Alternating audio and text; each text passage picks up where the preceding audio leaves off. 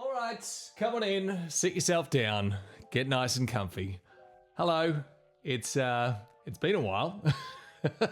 I know I said that I was, gonna have a bit of trouble. You might have seen the post that said that I was gonna be quite busy, but it turned out that I was a little bit busier for longer than I expected. But finally, back with another video on this channel. I'm using a slightly different camera setup this time as well, so it might be a little better than it was previously, because previously I was using just a DJI action camera.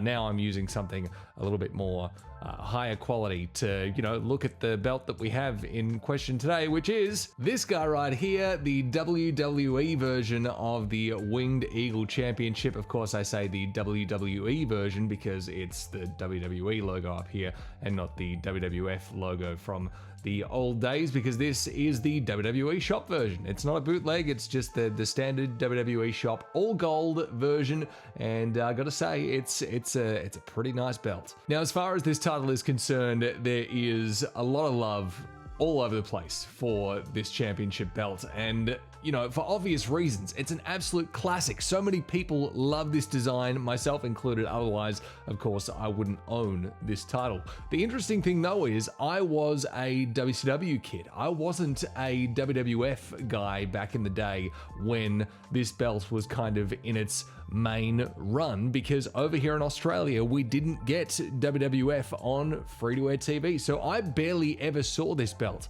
as I was growing up as a kid. This was one that kind of, came into view for me when I started going back into the archives and watching old WWF stuff once they were once WCW was bought out by WWF, or WWE as it became to be known. Came to be known.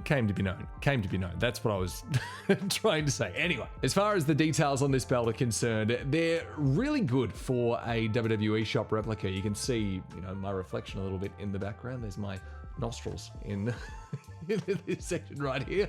Lovely. That's all you're going to be paying attention to now. I'll draw your attention away from that though for one tiny thing that a lot of people don't like about this belt right here. The blue coloring that you have in the globe just here, it also does cross over into the beak of the eagle, which is a little bit strange. I'll bring it up just a little bit closer so you can see it there.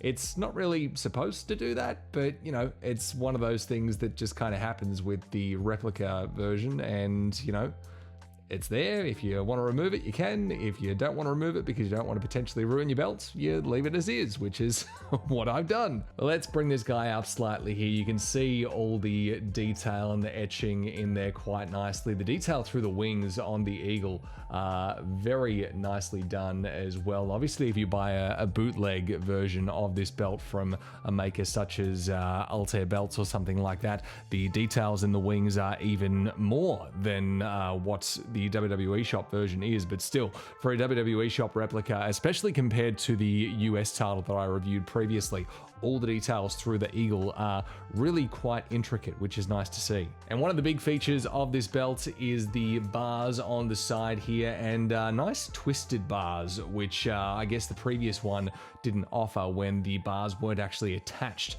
to the main plate. They were just kind of screwed onto the side, and it was just the effect as it was that the bars were there, but also not really, I guess. But now with them being attached to the actual plate itself, you can actually get that full twisted bar effect, and the three-pronged system holding those bars on. The interesting thing as far as bootleg versions of this belt and the actual real version of this belt, a lot of people who are bootleg makers out there, I guess, these three prongs that come out to connect the bar on, a lot of them actually make them go out and out and out with this kind of sunburst pattern that's coming off on the side there.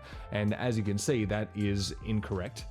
They should just be going out straight to the side. But I guess it's a design feature that maybe some people like as a bit of a difference to the original, and maybe go, yeah, well, I prefer that, so do it that way. But then others want to stick everything with tradition and just go, no, straight bars out the sides. But obviously the WWE Shop replica has it true to its original form. Now, one thing that I really do love about this championship is all the lettering, the world lettering here in this stacked world plate, as you can see there, a nice stacked plate on top. And then heavyweight wrestling champion. It's all got this real kind of old school, almost cinema style to it, and it's a really nice touch. That was one thing that always kind of drew my eye to this championship once I actually, you know, discovered it for myself for the first time, I guess you'd say. And we'll move over to the side plates here with a dramatic lighting change. But it's kind of worked its way back. I'm kind of getting used to what's happening with this camera as we go along. This is the first time I've used it or tried, you know, getting anything happening for it with a belt review. So I'm going to be kind of seeing little intricacies as far as the camera work is concerned as I probably go along. But side plates there, very much similar to each other. Different wrestling figures though on each of those, and some intricate little pattern work through their WWE logo instead of the WWF logo, because it's the WWE Shop replica. And I've always liked how this side plate, the outer side plate, has this curve to kind of round it off and almost finish off the section of plates as you go into the curved edge of the leatherwork here. That's always been a real nice feature as far as I'm concerned. And of course we have a logo plate here as well, and one thing that you'll immediately see is that there is a bit of a paint flaw right here on the corner. Not so much in the sense that there's anything hugely wrong with it, maybe just the paint infill was a little bit too much for the bordering of the depth of the etching on the plates there, and it's just kind of bled over a little bit and, you know, dried off there. It's something that you could remove if you had the know-how on how to do so, but I just kind of don't want to touch it because I don't really want to potentially wreck it, I guess you'd say. Moving along to the snap box, the details on this strap in particular for a WWE Shop replica are absolutely fantastic. Like, the snap box here looks amazing with all the pattern work through there, and nice gold snaps, the gold tip to round it all off as well. It is a two-piece tip as you usually get from WWE Shop. The one thing that I'm noticing about this one though, and I'm not sure if that is the same for other WWE Shop tips on the belts, is that the screws actually kind of overlap the corners a little bit, that you can see right there, which seems a little bit odd to me. I'm wondering if in comparison to other ones, maybe they've used screws that were potentially a little bit too big, or maybe that's just the standard and I haven't seen, you know, a setup like this before and it just looks odd to me. I don't know. Let's shift all the way down the other end to get the snap box down here. It's the 2x8 compared to the 2x5 at the other end. More fantastic tooling work for a simulated strap. It looks really good. You can't complain about the simulated strap on these ones, especially if you're just going to be using it as, I guess, a display piece, and it's not something that you're looking to get re-leathered to, you know, look and feel like the real thing. As a display piece, it'd be hard to, you know, see anything otherwise to make you think that this isn't, I guess, a real leatherwork job. And that just goes to show with even more of the detailing around the main plates and the side plates there, you can see all that really nice tooling, especially through these gaps here. One thing of course that you do get is the dimpling from the sidebars kind of digging in to that simulated strap, but that happens on the real leather straps as well. It's just you know, part of the, I guess, the problem with this belt, but not really a problem at the same time, because it's a nice design feature on the plates, but it does give you a bit of, you know, dimpling in the leather work there itself. And we'll flip this guy over here.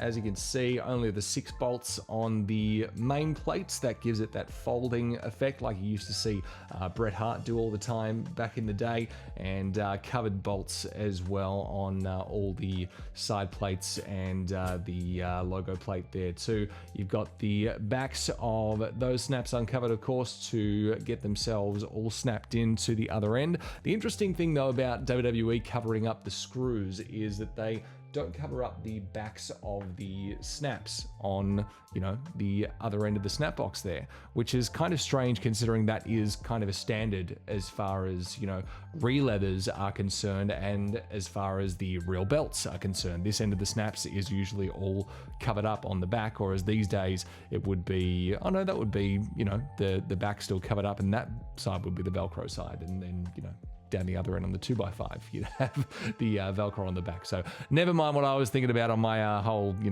side tangent there. But yeah, still, this end would be covered, and, it's kind of strange that WWE Shop still hasn't kind of cottoned onto that, I guess you'd say. And when I say the simulated strap on this is actually quite nice, as I fold it over here, obviously this is using the weight of the snap, the tip right there, and it doesn't actually fold super duper nice, but it feels a heck of a lot softer than even the WCW United States Championship that I reviewed previously.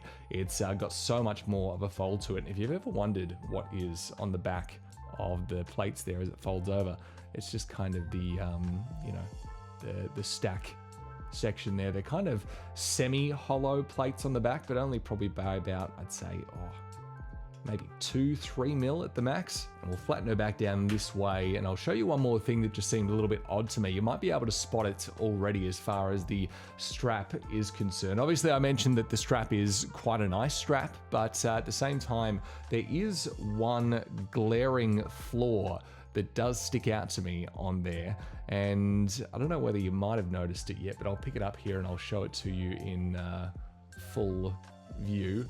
This section here of the cut of the simulated strap is quite lumpy and, a little bit out of shape. You can see it right there, that especially compared to the other side of that curve, it's just got this weird kind of almost melted lump just here. And that would be the only real kind of flaw along with this blue paint in the Eagle's beak that I would say kind of let this belt down in my eyes. But if I was to get it re-leathered, then that would take that one away straight away, and then it's just a couple of paint flaws that this one had on it. But other than that, a fantastic championship belt, and one that I would highly recommend adding to your collection if you're just someone who is looking to buy WWE Shop replicas and not go after any bootlegs. This one is a really well-made championship as far as those WWE Shop replicas are concerned. So get this one if you haven't done so already. It's available in the all gold version, and I think you can maybe still get the dual plated version. It's still floating around here and there. I'm not sure if it's still available on WWE Shop as well, because it does sell out quite a lot when they have had it on there previously. But this right here is the last belt that I have in my collection as far as replica belts is concerned. There is one more belt that I'm going to show you that I do own that is a bit of a left of center one, I guess you'd say, but that'll be in the next video. So if you want to see that one, subscribe to the channel so you know when it comes up, and like the video if you liked it, all that good stuff. And yeah, I'll catch you in the next one.